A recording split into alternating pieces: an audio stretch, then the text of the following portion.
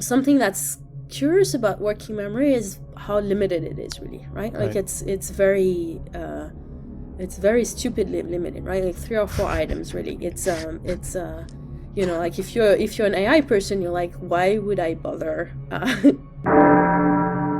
And that's the thing, right? It's like we have this system that has a very low capacity, and I think AI sees that as a bug. And I think it's actually most likely a feature. Is that why I'm such a slow learner? Because I'm always just using my working memory? Do I need to back off and try to use my reinforcement learning more? What do I need to do? How do I learn better? So I have 2 answers to this. This is Brain Inspired. Welcome to Brain Inspired. It's Paul. Reinforcement learning has been one of the greatest success stories tying together brains, behavior, and artificial intelligence. Long ago now, reinforcement learning algorithms that were developed in computer science were imported into neuroscience to account for the brain activity associated with how we learn. Since then, a wide variety of algorithms and computations underlying various forms of reinforcement learning have been explored, along with the neural substrates possibly implementing those algorithms. However, our brains are highly complex entities. And as we've discovered more about learning, the story has become more complicated. It isn't clear how and when various brain activities map onto various particular equations used to describe how we learn. And people like Colins, my guest today, are showing that reinforcement learning isn't the only game in town in terms of how our brains learn. Is a professor at the University of California, Berkeley, where she runs her Computational Cognitive Neuroscience Lab. One of the things that she's been working on for years now is how our working memory plays a role in learning as well, and specifically how working memory and reinforcement learning interact to affect how we learn, depending on the nature of what we're trying to learn. So in this episode, we talk about that interaction specifically. We also discuss more broadly how segregated and or how overlapping and interacting many of our cognitive functions are, and what that implies about our natural tendency to think in dichotomies, like model-free versus model-based reinforcement learning, system 1 versus system 2, and so on. And we dive into plenty other subjects, like how to possibly incorporate these ideas into artificial systems. You can learn more about in the show notes at braininspired.co/podcast/154. Thanks to the Brain Inspired supporters. You people are the best. And it's just so generous of you to take the trouble to send a few bucks my way each month to help me make this podcast. And I always look forward to our live discussions and our interactions. Thank you. All right, here's On.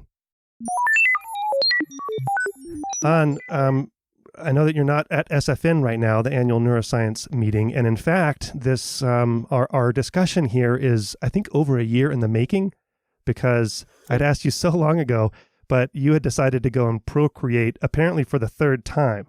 And you were telling me that that's why you're not at this annual neuroscience meeting. So, but I thought maybe that was your first child. So I was going to ask you, what it was, how motherhood was treating your career and otherwise. But you have 3.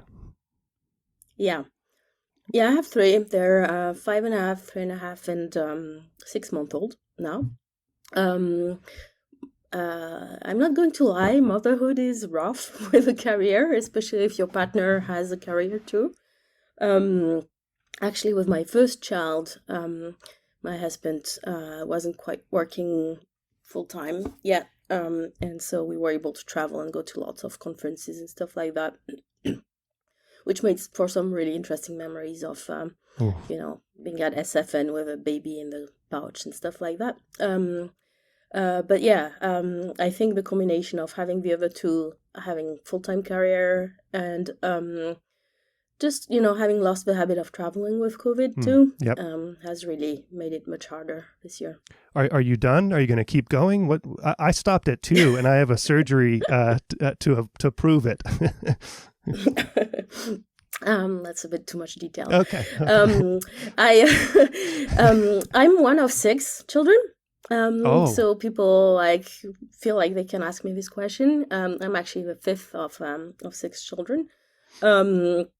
But no, I don't think so. I think, it's already pretty hard enough.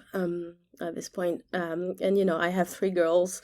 They're very lovely, but they're also a handful. So, yeah. All right. Well, I'm glad that we're finally doing this. So I appreciate you finally coming on to the podcast. It was a lot of emails back and forth in the making. So thanks for the persistence. Yeah, I am persistent. So we're going to talk a lot about today about your work relating reinforcement learning in the brain to working memory, and hopefully we'll talk a little bit about attention as well. But I wanted to start by asking you, since you've worked a lot on the interactions between working memory and reinforcement learning, I wanted to start by asking you just how you feel, how you would describe your outlook or your conception of learning and reinforcement learning has changed or been shaped throughout your career. Can you describe that sort of projection? Yeah, so I thought about it since you kindly sent me the questions to prepare a little bit.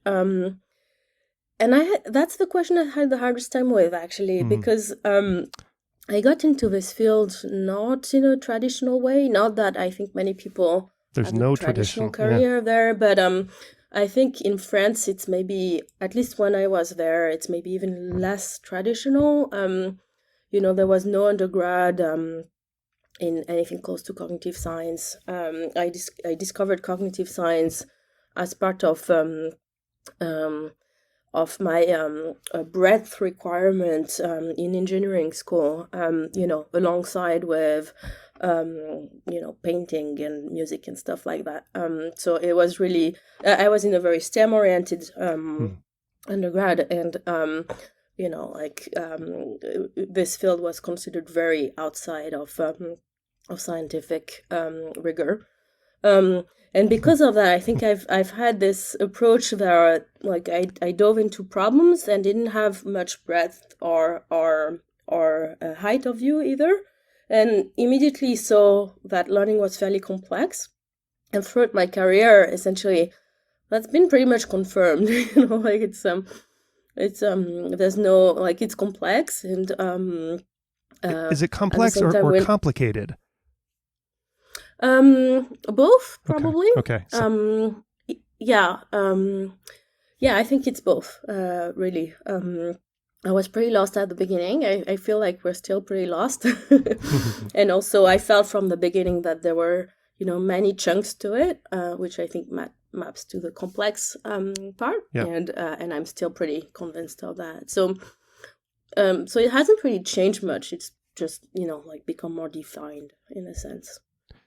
So a lot on this podcast, we've talked about this current trend of reducing the dimensionality of like neural activity, right? And then describing these lower dimensional manifold states that kind of you can start mapping onto cognitive functions. But what you're saying is that learning is high dimensional. I mean, how high dimensional is learning, and do we need to keep it at a high D level, or are there dimensionality reduction techniques, that we can use? I mean, for instance, reinforcement learning also, just has turned out to be a complicated affair also, right? So we call it learning. I guess that's the lowest dimension that we can use.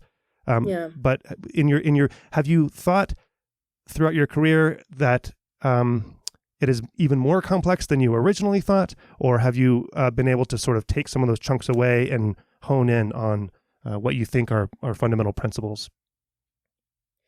Yeah, so I've gone more the direction of more complex than less complex, and I think that's my undergrad major was in theoretical math, and I think lots of people in this field come from math or physics and have a bias for elegance and unified theories, and unified theories are wonderful, and shared principles and stuff like that. And I think there's room for that in the brain, but I think we're probably too much in that direction in the theory of cognition. I think it's more messy, than we might like for an elegant theory. So I do think it's high dimensional. But for your question as to whether I've been able to take out some chunks, yeah, I do think there are shared principles, and maybe not shared principles, but shared computations. And I wasn't sure if I should count that as a different dimension or not, right? If you're doing the same computation, but apply it to different things, in a sense, algorithmically speaking, it's the same dimension, but it results in a behavior that is differently dimensional or more complex. And so I think it depends a little bit how you look at it. And I think, like the trend in looking at the brain and, taking manifolds and seeing their dimensionality and stuff like that tends to apply more, I think, to representations than to changes in representations, which is learning, like computations by themselves. So I don't think it's easy to define the dimensionality of computations, which I think learning is. Yeah. Sorry, that's a bit rambly. No, that's okay. I mean, I'm trying to grapple with the sort of the different levels that we talk about and the dimensionality, and so there's cognition, and then there's what happens in the brain, like the quote unquote mechanisms and computations in the brain.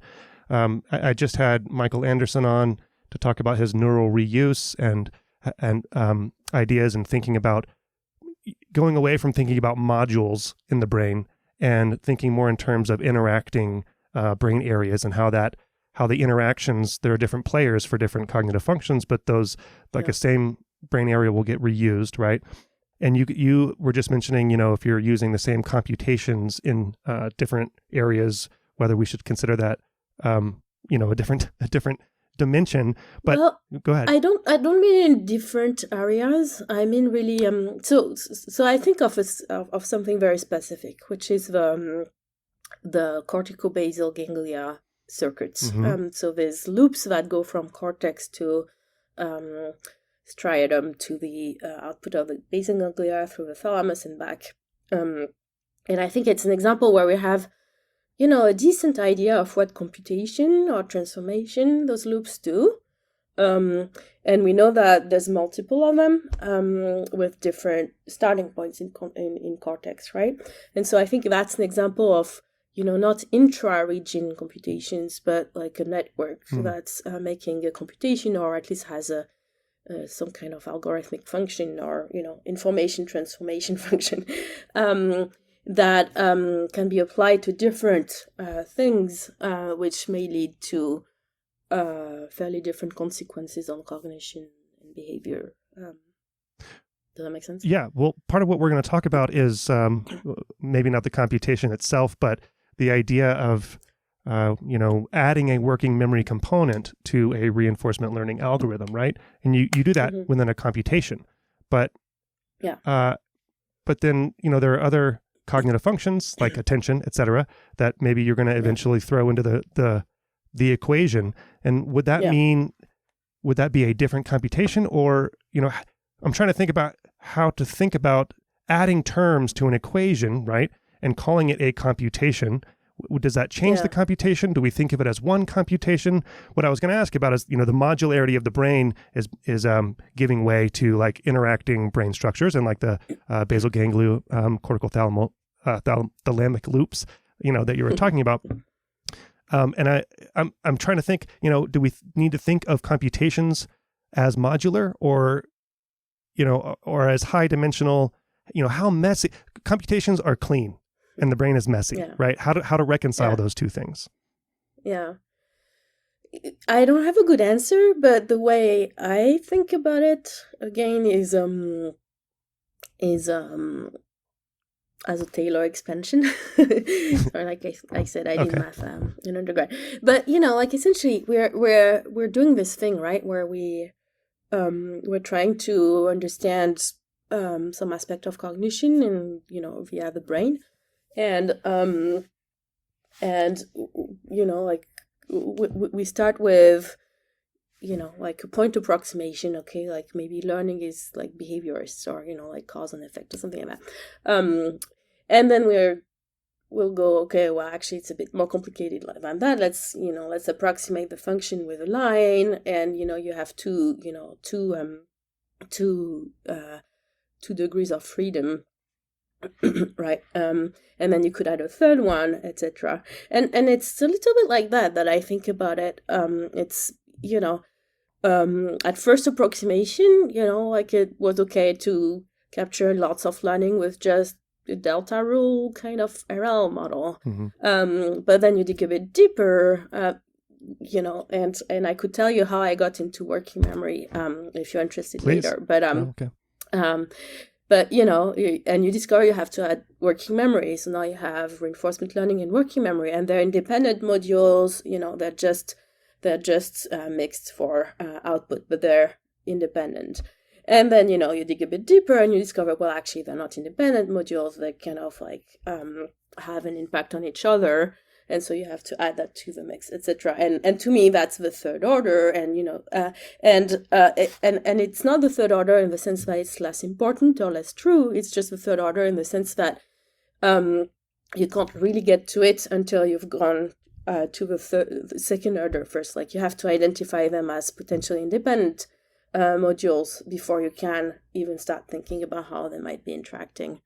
And so I agree with you. It's kind of tough because I don't think any brain region works on its own, but I still think we can try to isolate, like first order kind of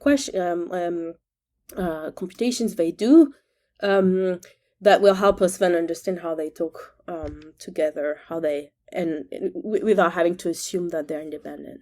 Well, yeah. So the cognitive functions and the brain areas, and those are two separate things, obviously. But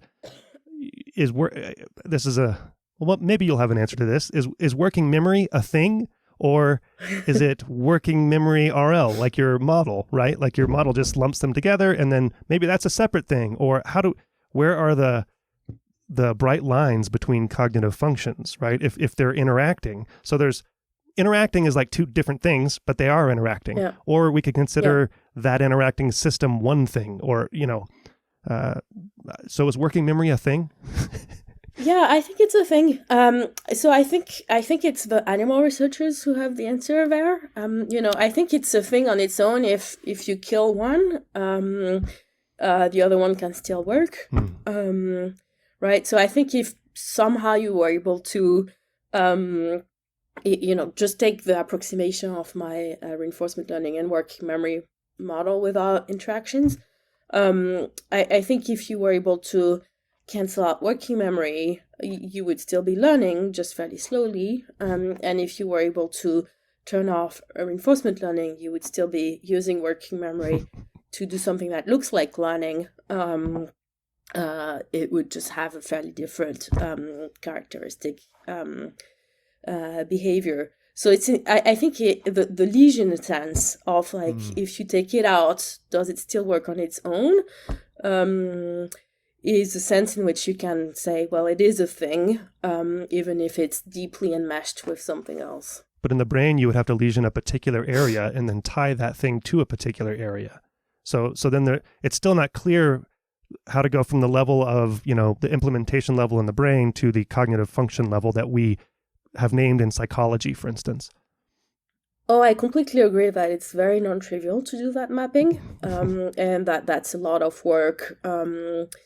That's an enormous amount of work to be done to do that mapping, and that goes through taking multiple approaches, cross species, cross methodologies. I fully agree. You'll stick with humans, though. I collaborate with people. I definitely won't do non-human research myself. I'm not qualified, but I'm very, very happy to collaborate with, for example, Professor Linda Wilbrecht here at Berkeley, and others elsewhere, to try to bridge cross species. All right, let's back up and talk about reinforcement learning itself a little bit more before we bring in your work with working memory. You've written about and other people have written, like Nathaniel Daw, about the dichotomy of model-free versus model-based reinforcement learning. And, these were thought to be totally separate cognitive functions and in the brain, etc. And now it's not so clear. Maybe I'll just ask you, what is your view? And there's a nice review that I'll point to that you've written about this dichotomy. So what is your view on model-based versus model-free reinforcement learning? Are they two separate things? Are they interacting? Are they one reinforcement learning thing? How should we think about that? Yeah, and I'll mention Jeff Coburn, with whom I wrote this review. So the title of the review is Beyond Dichotomies. So I think that tells you a little bit. And maybe just for listeners' sake, I guess you should describe model-free versus model-based. Sometimes I forget to do that. Yeah. So model-free reinforcement learning is this approach where you assume you integrate the information about reward you've received for a given choice over time, and you summarize it into a single cash value. So you say, like, if I go to this restaurant, in average, it has an expected value of 0.8, this one 0.6, or something like that. Model-based reinforcement learning, the way it's framed most often is that you have a model of the world that tells you, if I do this action, I expect to be in this state after that.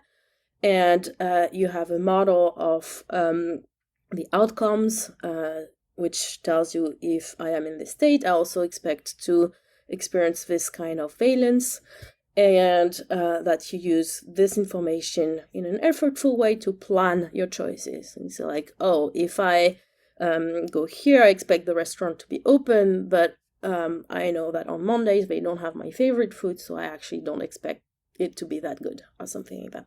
And you combine that and you compute on the spot what the value is. So it's obviously super popular framework, model-based versus model-free, and it's resonates a lot with the whole thinking fast and thinking slow. There's a whole history of psychology around dual systems like this, and everybody likes it. So I think for that reason, people think of it also as relating to habits versus goals. Automatic versus effort. Yeah. But we love dichotomies. Mm-hmm. We love dichotomies. The short story of our opinion paper is that while this is a very productive framework, it's also very oversimplified. And she said she's going to have to wave like that every few minutes for the lights to come back on. Sorry to interrupt. I'm in a green building, and the green building turns off lights often, and I don't move enough when I talk. So I don't mean oversimplified, but I think it's approximating things, and everyone who works directly in this field knows what those approximations are. But because the framework is very seductive in a sense, it's it's a mathematically well-defined model that seems to map on well to many heuristics we have. It's been taken a little bit too seriously, I think, by people who are less familiar with the details of where it can go wrong.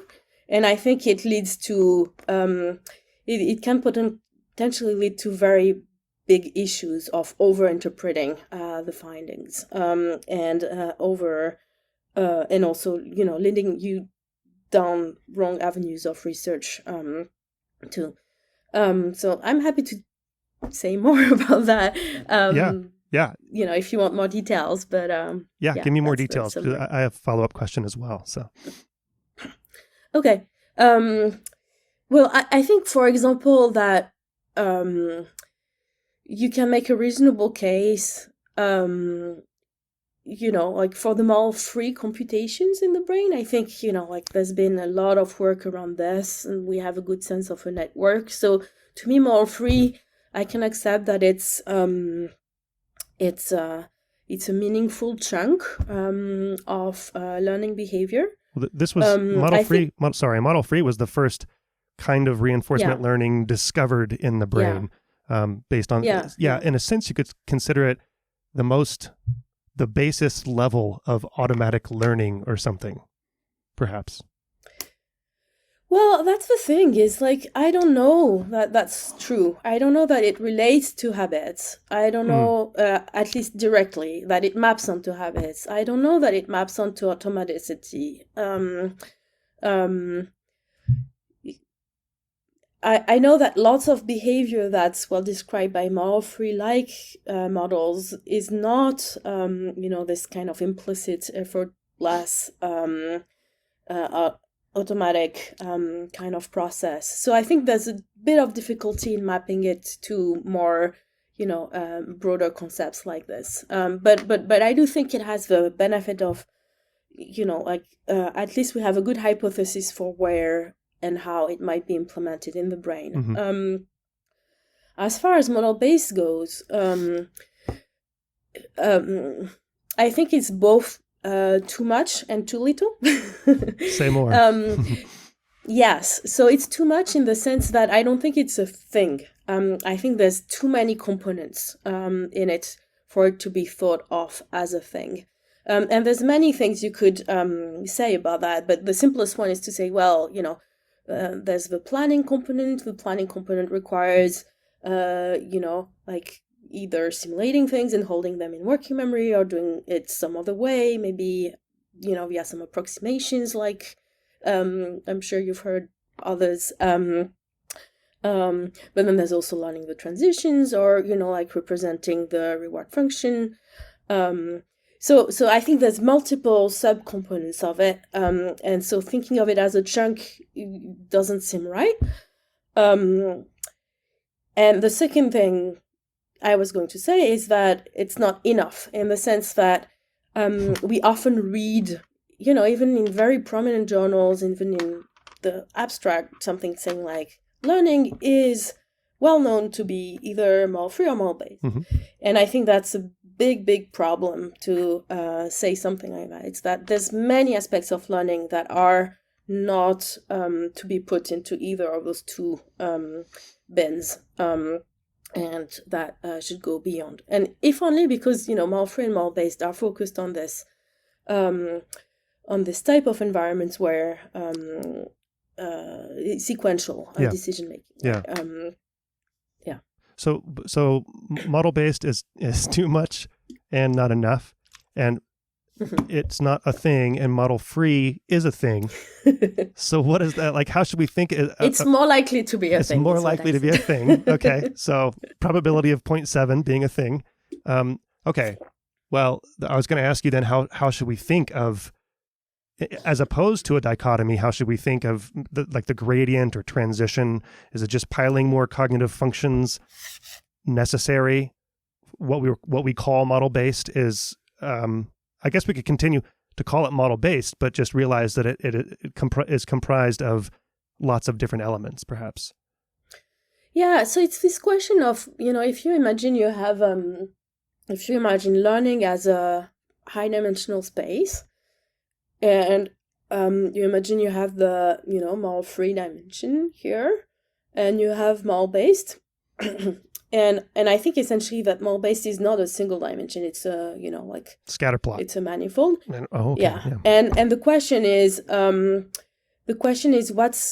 what are meaningful dimensions that we want to consider out of this? And I think, and what other meaningful dimensions are there around this, right? And I think people kind of agree that model-free is one meaningful dimension in that because we can somewhat isolate it.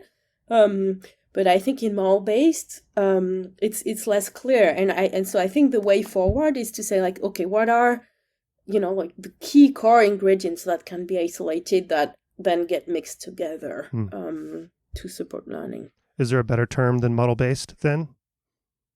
How do we destroy the dichotomy? How do we correct the dichotomy in words? I mean, I think words are important, so, and in particular, not equating things that are known to not be equated. So I think, for example, that it's dangerous to equate model-free to habits. It's dangerous to equate model-based to goal-directed. I don't think that's a one-to-one mapping in any way, and I think prominent model-based, model-free people would agree with me. I'm not picking a fight I haven't discussed with people here. It's more of the way we approximate what we say in papers, really. So I don't know what the right wording is, but I think we need to, and I think a strength of computational models is that you can you can say exactly what you mean, but the problem is when you put, like when you take the model-based RL equation, it doesn't mean goal directed, right? It just means like here's the way to compute forward the plan. Okay, so maybe we should talk about working memory and its relation to reinforcement learning. I think of it. Do I have it right that the working memory and reinforcement learning that you study, that you research as interacting, that would be model-free reinforcement learning, right? Yeah. So far, anyway. You could call it model-free, or you could call it model-based. Well, is the interaction between the model-based component, or is it? No, even individually, I think, because so here's the thing, right? It's like if the choice you're making only constrains what reward you get, not what the next stimulus is or next state you are in is, there's no way to distinguish whether you're doing model-based or model-free RL in the classic sense, right? And both models make the same prediction. So in that sense, that's why I'm saying I can't project it onto those two because, they're making the same prediction there. So they're collapsed, really. That said, obviously, I do think that working memory bears more resemblance to based than model-free in the sense that it is something that we think of as effortful, more cognitive, more flexible in the same way that the model-based processes. But yes, the behavior we're looking at would have been modeled by the simplest model possible as a model-free RL normally. Yeah. Okay. Let me see if I can just describe the sort of overarching conclusion or story that you continue to work on, but that you have thus far come up with regarding the interaction between working memory and reinforcement learning. So, and then you can correct me. But before that, I have a question about my own cognition. So if you give me something hard to do, like it taxes my working memory, right? Then when I make an error, there's it gives me a large prediction error. Therefore, my reinforcement learning system then is allowed to learn fast. Whereas if you give me an easy task that doesn't require much working memory, then when I make an error, it leads to a smaller reward prediction error. And that actually makes my reinforcement learning system learn more slowly. Right? Okay. So that's my summary of it. So that's nearly right. Okay. It's nearly right, but it's not because it doesn't require much working memory. It's because it's easy for you to use your working memory on this task. So if it's easy for you, you can use working memory without much effort. Oh, right. Okay. It's there's a lower bar to actually using my working memory to perform the task. Right. So it's easy. It's easy to hold. You can easily retrieve it. And so you're using working memory for it. And that's what's creating the interaction. Okay. So my question about my own. So it's a bit of a. Yeah. Sorry, it's subtle. Yeah. Sorry. Thank you for the correction. So my question is, sadly, I'm a really slow learner, but I think I have high working memory capacity. Maybe it's easier for me to use my working memory. And so is that why I'm such a slow learner? Because I'm always just using my working memory? Do I need to back off and try to use my reinforcement learning more? What do I need to do? How do I learn better? So I have two answers to this. One is if you believe that my theory generalizes to the real world, then yes, that's what you need to do. You need to dual task yourself or something like that, and make it harder for you to learn, and prevent your more explicit working memory-like processes from rescuing you, which will enable like kind of slower things like error to be less blocked. So you're saying I don't try hard enough at things. I don't do things that challenge me enough, perhaps. No, I'm not saying that, because you might be trying hard to use your working memory. I'm saying you should distract yourself a little bit. And actually, it's interesting how actually well known this is from a heuristic point of view. My voice teacher, when I used to study singing, would make me do all kind of crazy things to distract me while I was singing, and it would always result in better motor learning for singing. So it's a trick that's known, I think, to educators. And but I thought we're recently discovered a review saying, yeah. Go ahead. Sorry. I think it's related, for example, to the concept of spaced repetition or stuff like that. Right. But we're not supposed to multitask, right? Because then that means we don't perform well on anything that we're multitasking on. But what you're saying is maybe you weren't singing well while you were being distracted, but that led to better singing later? Is that what I should take from that?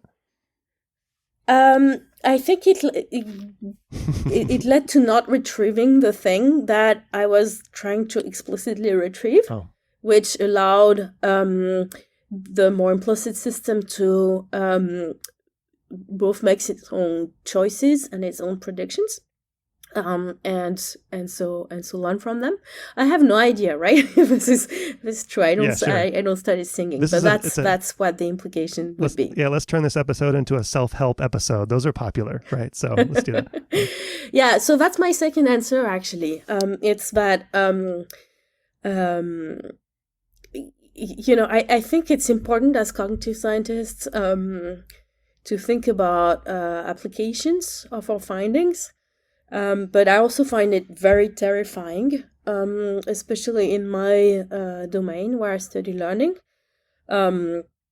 especially because I study it because I try to deconstruct learning. I try to study it in a very well-controlled kind of environments that are not readily generalizable to the real world. I very much worry that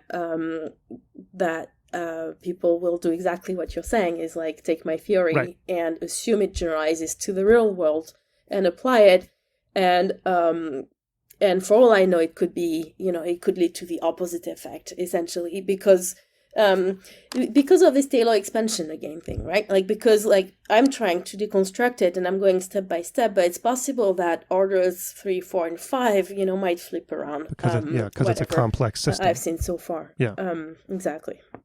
What do you think then? And I'm sorry, this is an aside, because there are a lot of neuroscientists who do make life recommendations, right? And take from their work lessons for behavior. And I know that that's the ultimate goal, but are you skeptical of, say, a scientist who tries to make that transition into, a life coach, advice person?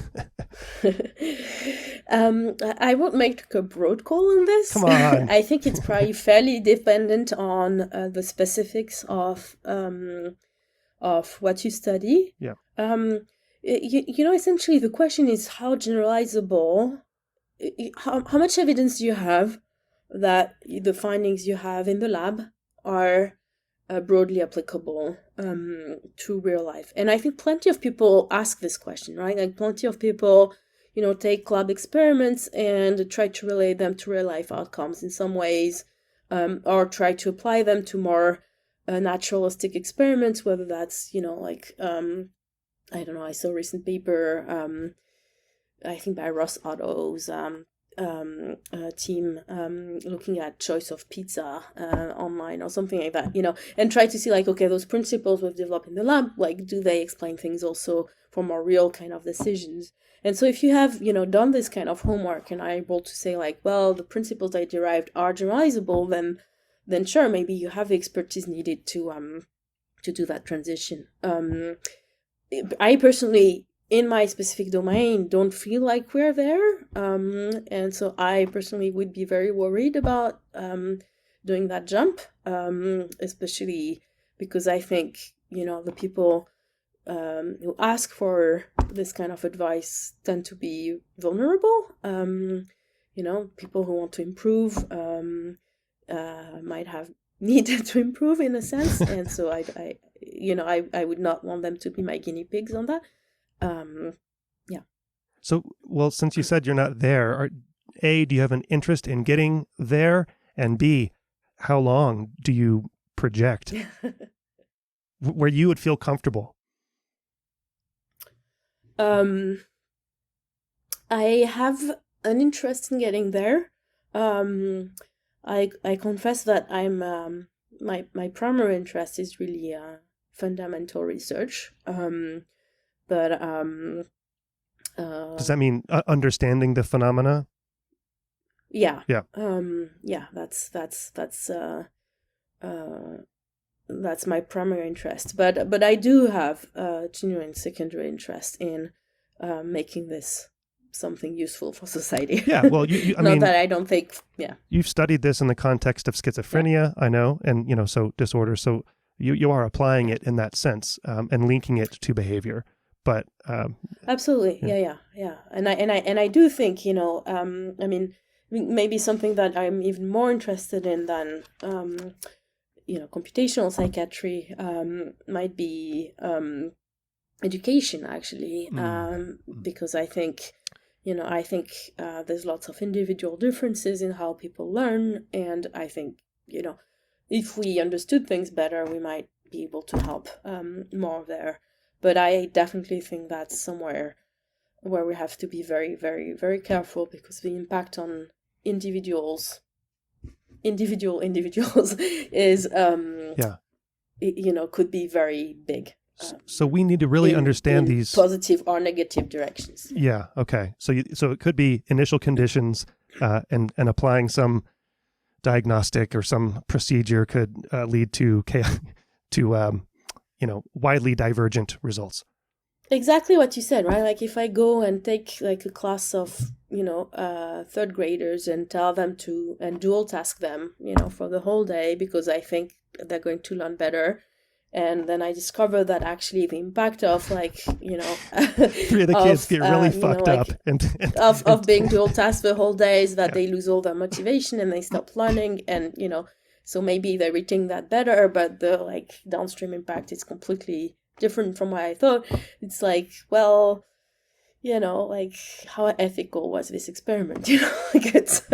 Well, you have your children. Do you think about that with your own children? Do you apply this behaviorally to yourself, and we're going to talk more about what this is, because the relation between working memory and reinforcement learning. But has it altered your own behavior regarding the way that you go about trying to learn things and or teaching things to your children? I mean, I definitely think about it. It hasn't really. I wouldn't say it's altered it per se, but it makes me consider things. But I do a lot of Duolingo. Oh, you do. And what is that? You have to just say what that is. You have to say what Duolingo is. Oh, sorry. Yeah. Oh, I thought that was well known. Duolingo is an app for learning languages. I'm a very multilingual family. Anyway, I'm using that to learn languages. But I've definitely noticed the few times when the algorithm messes up and repeats the same sentence twice in a row, it feels very obvious that I just, repeat what I just memorized, and that does not help me store that information. Well, in the it's long term, that it's in your working memory still, you mean? Yeah, exactly. Yeah. Okay. Which which makes me likely to get a point right now, but makes me much less likely to do well, when they ask me again the next day. Okay. Well, since so we just said working memory, or I did. So I guess the conclusion thus far, and you can tell me any new conclusions that you've had recently or are on the verge of, is that working memory is actually contributing to reinforcement learning in your brain by contributing to the reward prediction error. Did I say that correctly? Yeah, and specifically to the expectation of the outcome. So the reward prediction error is the difference between the reward we get and the reward we expected to get. And what we think happens is that if working memory allows you to say, oh, I know what to do right now, it can also allow you to say, oh, I know that I should expect a reward for doing this right now. And so that instead of getting the expectation of reward from the reinforcement learning system, we get it at least partly from the working memory system before the reinforcement learning system has learned it. So that makes the reward prediction error smaller, and that slows down learning. So then classically, working memory is thought of as the sort of online short-term storage and manipulation of information. Yeah. Would it be proper then to say working memory is also a learning mechanism? I think it is. Yeah. I think this words are complicated, right? No, words are easy. And their meaning is complicated, right? That's true. Yeah. So no, okay. You can't call it a learning system in the sense that it's not going to be long term, but it is a learning system in the sense that if you are in a dynamical environment where you're obtaining information and making decisions as a function of this information, working memory contributes to managing that information and helping you make decisions better and better. So, you pick what you call learning, okay. Right? Yeah. But to me, it's a very clear player in the learning environment. So I was trying to think of an example, and let's say you're trying different. I think you said pizzas earlier, or restaurants. Or let's say you're trying different pizzas, right? You're in a taste testing competition, and you have 5 different types of pizza, and your job is to learn, or maybe we could say decide or learn, which is your favorite, right? So then you have to taste one, and you eat your saltine cracker, but then you have to think, can you go, okay, that was pretty good, and then on down the line with 5. Did you then learn which you prefer? Because that would be keeping it in your working memory, right? And that would properly be called learning. And I apologize if I'm taking us down a meaningless road here. I'll follow your example. I think it's probably, the timeline is probably a bit beyond what working memory would be doing, but that's okay. I don't think in the end what you have learned would be in working memory, but I think working memory would have contributed to the process of learning.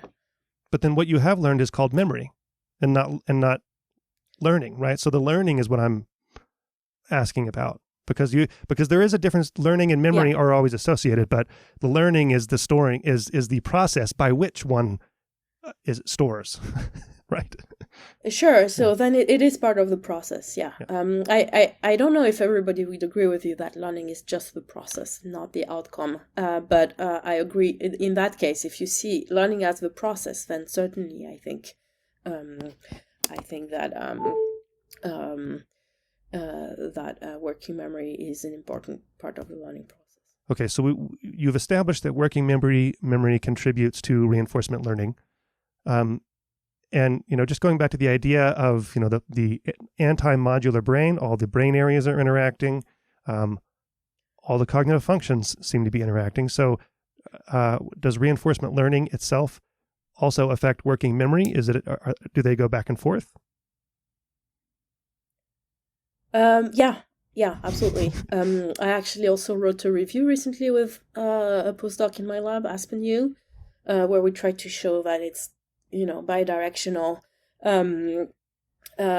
And I think that's actually better known. I think there's been for a long time a bunch of, of computational models that show it's this idea that reinforcement learning helps you learn.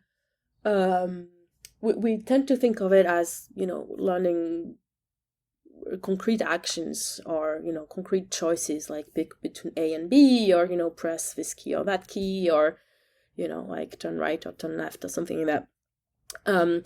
But there's been for quite a while now this idea that you can apply reinforcement learning to more abstract inner actions, like deciding to store something in working memory or deciding to get something out of working memory. And there's a bunch of models, including Michael Frank's and Randy O'Reilly's and others, making good cases for this and for why it would be useful, and for why reinforcement learning processes might help you, learn how to use working memory in that sense. All right, so we're going to throw another one in the mix here. I just had Carolyn Jennings on the podcast to talk about her philosophical account of attention. And so she has this view that attention is at the sort of whole organism level, based on the prioritization of it's the mental prioritization by a subject or a self. And so, of course, maybe not working memory, but attention, you can talk about it at the whole organism level. You can talk about it as, the thousands of different cuts you take, visual, spatial, feature, endogenous, top down, bottom up.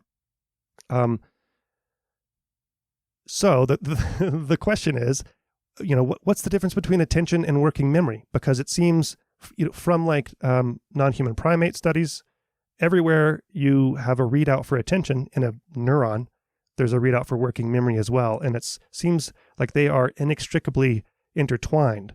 So I want to throw attention in the mix. And how do you distinguish between attention and working memory? And then what do you think about the effect of attention on reinforcement learning and its interaction with working memory? And we'll stop at 3 because it gets unwieldy. Yeah. Well, you could go beyond for sure, but yeah. So I think attention is essential. And I think is attention a thing? Yeah, I mean, working memory is a thing. Is attention a thing? Yeah, no, I think they're separable things. Although I do think that there's a big overlap between working memory and attention. And I think attention is also a term that is not necessarily defined the same by different people. Same as working memory. So I want to be a little bit careful there. I'm also less of an expert in attention than working memory, so I'm treading a little bit lightly here. But I think I want to show 2 ways in which I think attention or working memory can play a role in reinforcement learning that are separable. And then you tell me if you think that that matches to 2 different things or not. Okay. So I think one way we've talked about is working memory is just holding information in mind. Right. So in my example, it's when you learn, you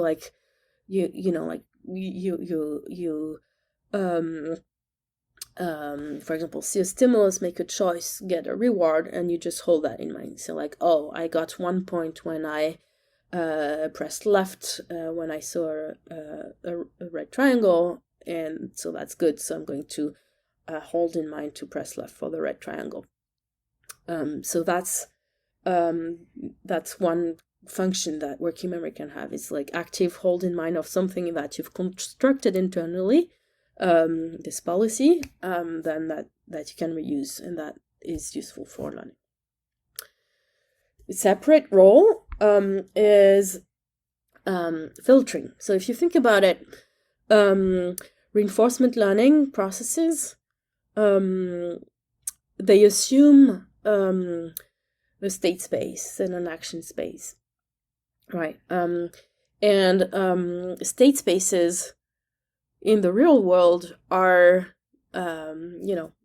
approximately infinitely high dimensional, right? Like it's, the number of Right. pixels on your retina, or, it's very high, right? Coming in per second, But photons at any per given second. time, yeah, but at any given time, only a very little bit of this matters, right? And if you have this super high dimensional input, then there's no way your reinforcement learning system in the brain can learn anything about it, right? And so it has to be fed some kind of state in action that's much lower dimensional to be able to learn at any reasonable rate. And so I think a critical role of attention in interaction with reinforcement learning is to provide that state space and action space over which the computations are going to be applied. And so to me, that's separable from the other role that I mentioned previously. And it's, as important, if not more. But it seems to me like you can see here fairly different functions happening, even though I think working memory does need attention, and maybe this attention component also might somewhat rely on working memory to hold in mind what's relevant. So I, as usual, I don't think they're fully dissociable, but I still think that you might be able to isolate some functions. I fear I'm belaboring a point here, but so there's a filtering. What you just said is there's a filtering mechanism that allows this infinite dimensional space to be filtered down to a lower dimensional space. And in that sense, attention might be necessary for.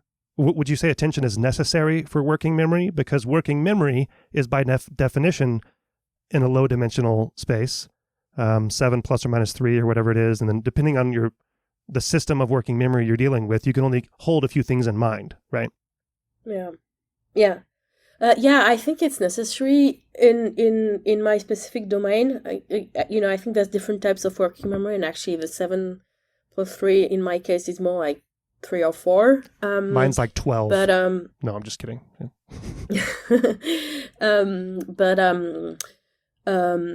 But yes, I think it's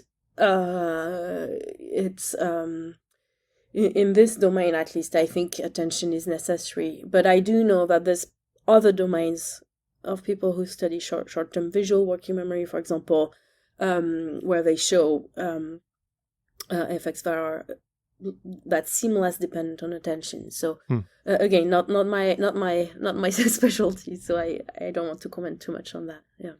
Do you have plans to, study attention and how it interacts with working memory and with reinforcement learning? I mean, I was referring to that. I think it was a current opinion piece where you talk about the potential role of attention, because attention and working memory are both under the umbrella term executive function, and often you use the term executive function and its interaction with reinforcement learning. So, is there interest in applying these different executive functions also, or is there just so much to do with working memory itself that it's going to keep you occupied until you're ready to tell the world how to behave? I'm looking into it. Although I think there's been very nice work done already on attention by Yael Neve's lab, for example, by Shiva Farashahi and Areza Soltani, and by others. But the way I'm approaching it is more less directly from this attention construct and more from the this question of, okay, what are the inputs to this reinforcement learning function? As modelers, we've taken for granted what those states and actions and rewards are. But can I try to dig a little bit deeper into what behavior tells us about how what states and actions we actually feed into those computations internally. And I think that will inform us onto how executive functions and attention play a role in reinforcement learning, but not by going directly through the classic attention route, if that makes any sense. So if I model some behavior and or neural activity using model-free reinforcement learning, or let's not say model-based, but some other kind of reinforcement learning algorithm and computation, and it approximates but doesn't, perfectly describe the behavior because it's science. Do I think well, that's because the computation isn't really what's happening, or do I think that it's due to neural variability and noise, or do I think that there's always this ongoing interaction between the different cognitive functions like working memory and attention, and they're having an effect that I'm just not pulling out because my task isn't right, or I'm not asking the right question, etc. I mean, because all of these things it's not like working memory turns on and then does its thing to reinforcement learning and then goes back to its cave or something. All these systems are always constantly interacting. So I don't know. Maybe that's too much of an open-ended question. No, I think I see what you mean. I'll try to give a case example, and you tell me if it's representative, right? Okay. So, the key way in which I can reveal working memory is by having people learn about a different number of things in parallel. Sometimes 2, sometimes 3, sometimes 6, right? And that's what allows me really to say, okay, there's working memory and reinforcement learning, because people learn at different speeds in different numbers of items, and reinforcement learning just can't do that. Okay. So now take an experiment in which you only have one number of things that you're learning in parallel. For example, all the time you're learning about 4 things. I still know that working memory is playing a role, but I also know that I can't use my model to identify working memory in there, because it's not going to be identifiable in this experiment, because I don't have that leverage. Okay, so one answer is, well, the experiment is wrong. I'm not going to be able to put working memory, but that's a bit frustrating, because I might have done this experiment so that I can manipulate other things and, and answer other questions. So the other thing I can do is, still use a reinforcement learning model, for example, but be aware of its limitations, right? And say like, okay, I know in this case that this reinforcement learning model is not only accounting for a reinforcement learning process, but also for contributions of a working memory process. Even though you can't tease them out. Even though I can't tease them out. And, just knowing that is already going to limit, the errors I make in interpreting my findings, right? Yep. If I find an effect of symptom X on the learning rate, I'm not going to attribute it directly to the brain's reinforcement learning process. I'll say, well, maybe it's the brain's reinforcement learning process, but it could also be from the brain's working memory process, right? So I think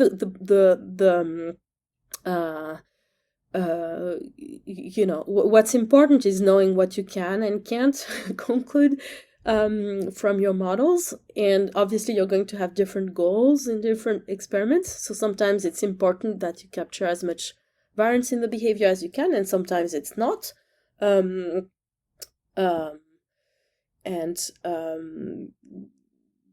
What's important is transparency, I think, around that.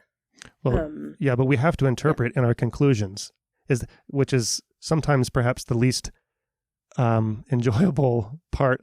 Perhaps, I don't know. That's a question. Is that in some sense it's the most fun part, right? Because you really want to understand, but then maybe that's where you're maybe least confident is in, or should be least confident is in interpreting the results.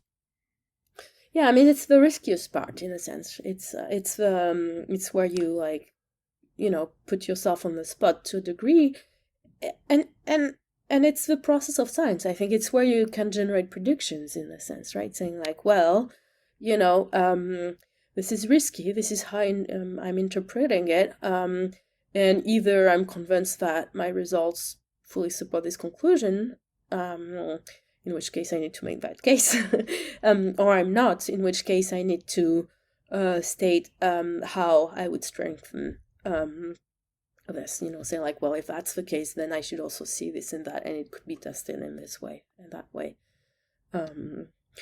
I'll make a shout out to this nice paper by Parliamentary, VR, and Colins, that made the case for falsifying models. So not just, fitting models and saying that quantitatively they fit better than another model, but also saying that they make qualitatively different predictions than other models, and that those qualitative predictions are borne out. And that's very task dependent, like you said. It's like you need to design the tasks that will allow you to get the models to give those answers. Do you think that it's a better career move to just make wild claims and strong interpretations? So that I've said this before on the podcast, that when I was interviewing for a postdoctoral position, the faculty member that I was interviewing with said when he was a postdoc, his advisor told him to just say as much crazy shit as possible, and eventually either something will be true or either way it'll get a lot of attention. I don't know what to say. I mean, I'm not very good at this. I think I'm not a very good marketer. Right. And unfortunately, I think you're right. I think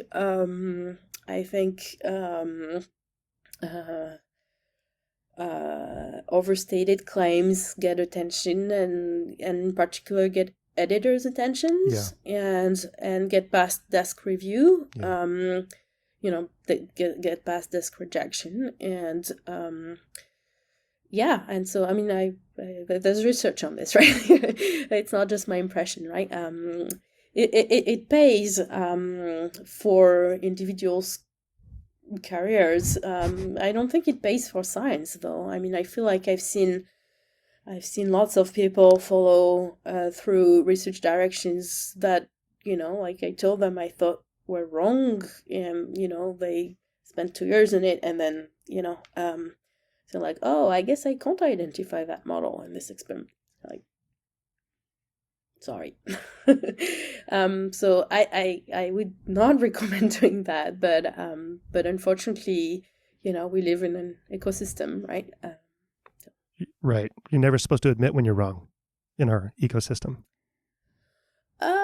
You get elected president of the United States when you never admit that you're wrong.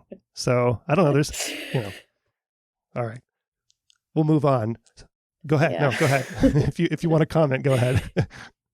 No, I mean, it's very unfortunate, I think, that there are very strong incentives to, to make too big claims in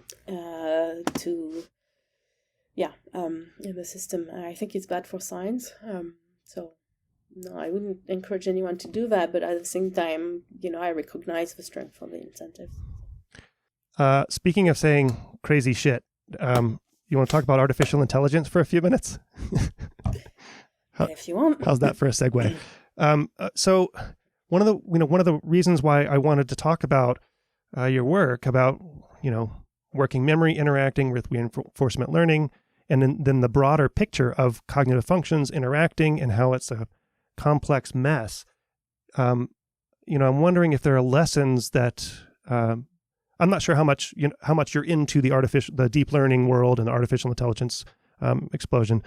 But I'm wondering what lessons we can draw from work like yours that is, peering into the interactions between these, because I know that there's a lot of attention being added to artificial networks, and the attention in transformers we can skip over, but there are other forms of attention that are being added to deep learning networks that are improving them in certain ways, making them more biologically realistic, and not that AI cares about that, the AI world. But do you have advice or just in the broader scope of things, are there lessons to be drawn from this? So I'll add one more thing. The idea of, like, you have your equation, right? Your reinforcement learning working memory equation.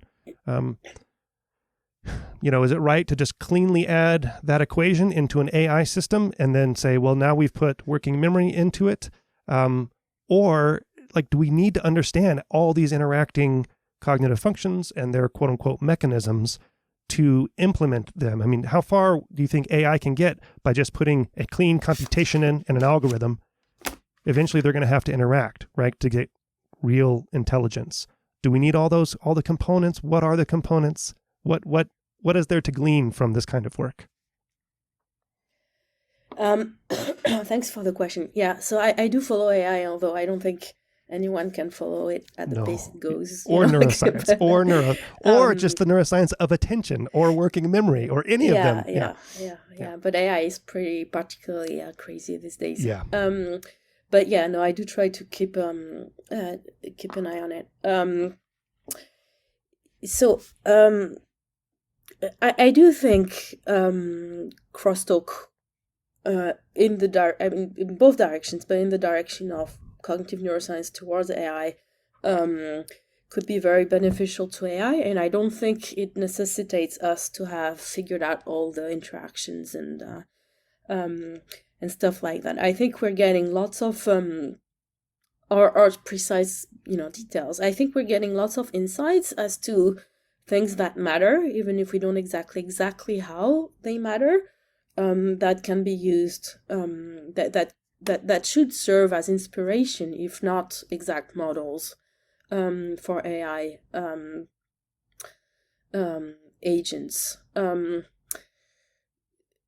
I think working memory is an example, although and that I'd love to see more tested. I think something that's curious about working memory is how limited it is, really, right? Like it's very stupidly limited, right? Like 3 or 4 items, really. It's like if you're an AI person, you're like, why would I bother considering such a... Yeah. I mean, I've even seen, in like the neural Turing machines where, that you have a long-term memory storage.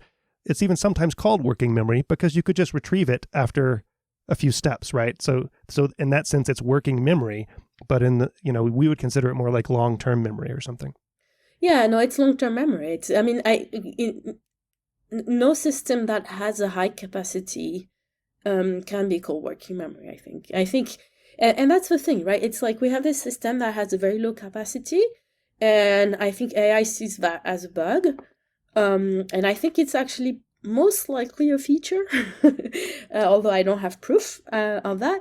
But I think it's a feature in the sense of attention, essentially, of forcing a bottleneck on processing that enables us to create a small state space over which being fast and flexible is much easier than over a big and complex state space.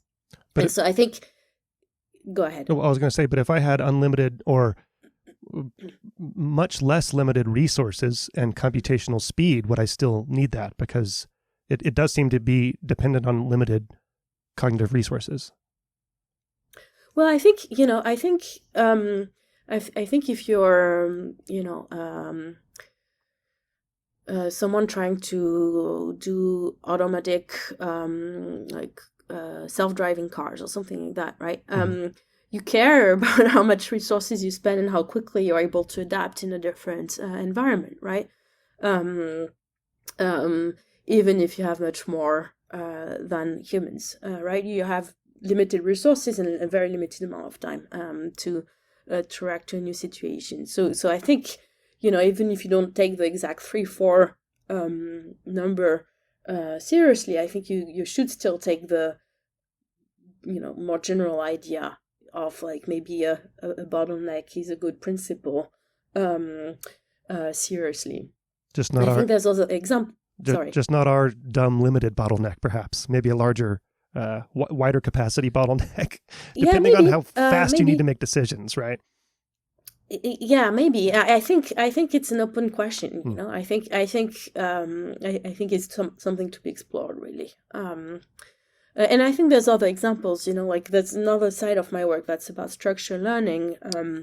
That shows very that humans have those very strong biases to create complex structure where they don't necessarily need to do so. And that's kind of an anti anti-Occam's razor kind of Right. thing, where you're like actually complexifying things instead of simplifying them, and that seems like very counterintuitive in a sense, but then what we see is that by creating this kind of bigger structures, you end up being more flexible later on, for generalizing. And so, and I've seen actually recently a few AI papers like having this kind of ideas in there. So I do think, I do think there are ideas that come out of this research that could usefully be exploited, not as is, but as broad ideas that then can be translated into their own use for AI. I think there's a more pragmatic answer to your question too, which is that honestly, my impression of AI papers is that they're terrible at analyzing behavior. I don't know if you've seen that, but the performance of AI agents is often just like how many points did they get, Sure. something like that. Right. And I think we could learn so much more about the representations and the computations that those agents do with more careful analysis. And I think that's something that cognitive scientists do very well and could maybe teach a little bit to more AI people. How about the idea of, okay, so we've talked about the interaction between working memory and reinforcement learning, but in the brain, you kind of think of these systems as mostly separable, right? And so you could imagine implementing some working memory network and then kind of having it connect with a reinforcement learning agent or network, right? In a robot or just a large artificial network. But then you take something like attention, a cognitive function, and we know that, like I was mentioning earlier, attention and working memory are highly intertwined. And just cognitively, they're highly intertwined. But also, when you look in the brain, you see, lots of neurons who have attention modulated activity and working memory modulated activity. So I think in AI or in deep learning, the idea would be to just, add an attention network and have it connect to a working memory network. Whereas in the brain, these things would be, overlapping a lot, right? And widely distributed. So, I mean, would you imagine that in an AI system that, you would need to build it to generate true intelligence or something more human-like, that you would need to build it in the same way as it develops in our brains at the implementation level? Would you need to implement it in that same kind of overlapping way? I'm not sure. I'm not sure. I mean, when you think about transformers, which is the way I think of, having most successfully implemented attention in recent deep learning stuff. Attention. Yeah, of course. It's it is embedded, right? In that sense, it is like it is present throughout the networks, right?